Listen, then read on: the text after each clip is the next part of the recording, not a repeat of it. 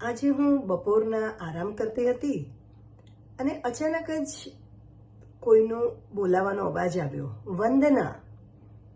મેં વિચાર્યું મને બપોરના કોણ બોલાવતું હશે. ફરીથી અવાજ આવ્યો, વંદના. પણ મને કંઈ અવાજ ઓળખીતો લાગ્યો નહીં.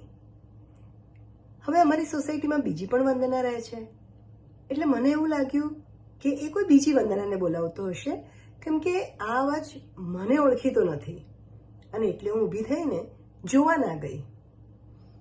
દોસ્તો, આપણા જીવનમાં પણ આવું જ કંઈ હંમેશા થયા કરતું હોય છે.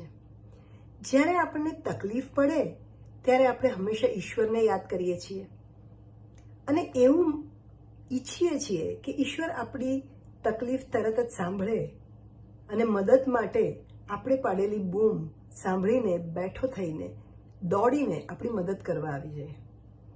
પણ કદાચ એવું તો ના થાય કે ભગવાનને આપણો અવાજ ઓળખીતો ના લાગે. માટે દોસ્તો, અવાજ ઓળખીતો કરવા માટે ભગવાનને રોજ યાદ કરવા જરૂરી છે. ફક્ત મુસીબતમાં જો એમને યાદ કરશો તો બની શકે કે અવાજ ઓળખીતો ના હોવાને કારણે એ આપણું ના સાંભળે. તો આમાં વાંક કોનો? આપણો કે ઈશ્વરનો? તમે વિચારો.